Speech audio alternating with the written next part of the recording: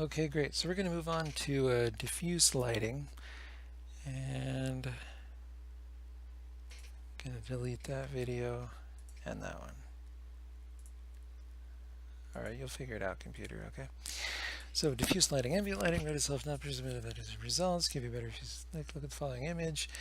Okay, this is very handy to understand. Okay, this is kind of a blown up, superimposed, super scaled image, you could say. Just pretend that that red dot is one fragment.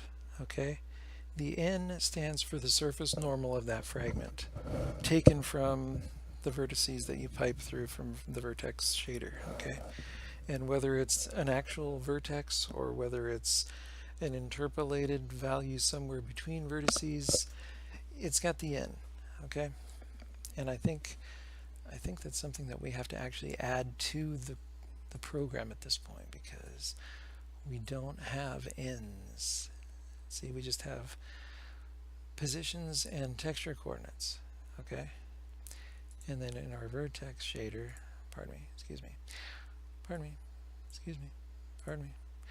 in our vertex shader, I said, we have a room for position or for the normals, but we don't put them in there, so they're not in there yet.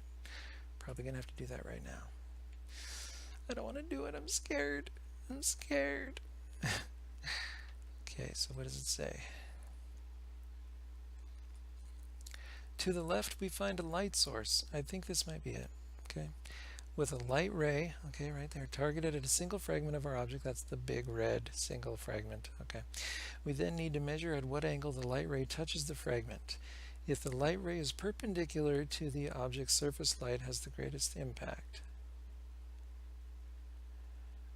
The light has the greatest impact. To measure the angle between the light ray and the fragment, we use something called a normal vector, that is a vector perpendicular to the fragment's surface. Here depicted as a yellow arrow. We'll get to that later. The angle between the two vectors can then easily be calculated with a dot product. So the two vectors here, assuming that they're both unit vectors, which we'll get to in a second, I think.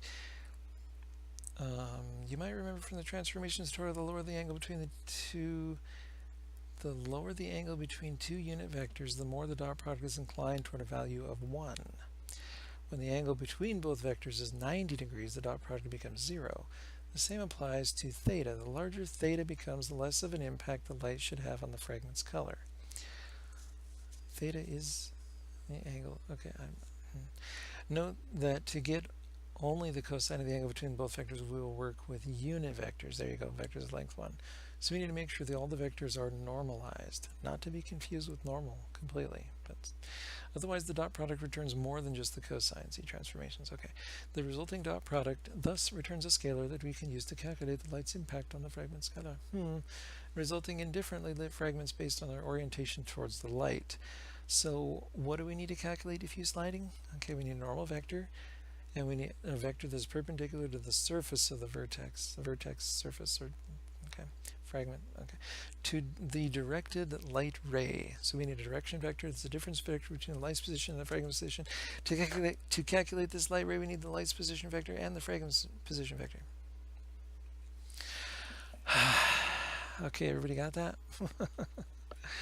Normal vectors. Okay, a normal vector is a unit vector that is perpendicular to the surface of a vertex or a plane or a fragment or whatever it is you're trying to bounce light off of. Since a vertex by itself has no surface, it's just a single point in space, we retrieve a normal vector by using its surrounding vertices to figure out the surface of the vertex. We can use a little trick to calculate the normal vectors for all the cube's vertices by using the cross product. But since a 3D cube is not complicated, we can simply manually add them to the vertex data. The updated vertex data can be found here. Basic lighting vertex data. Oh, you see? So is this... Oh, I gotta take off my shoes. This is killing me. Oh, pausing. We're pausing it for a moment, folks. We're not actually pausing it, but I just have to sit differently. Wow. killing me here. Okay, so there's position data and normal data, and there's no texture data, so that's fine. So the vertices, let's take a look. Oh, I'm so negative, negative, negative, 0, 0. Pardon me. So it's the same vertices data. It's just that we're going to add in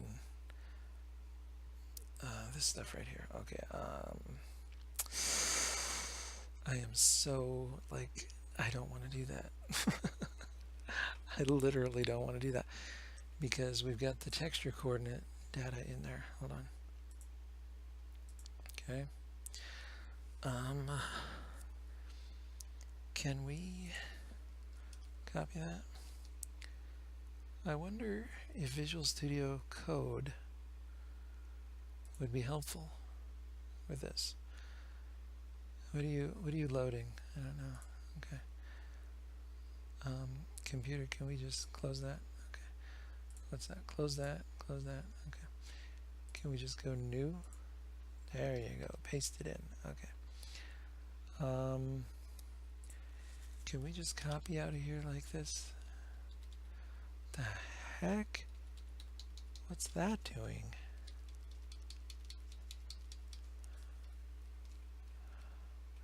Okay, paste it in.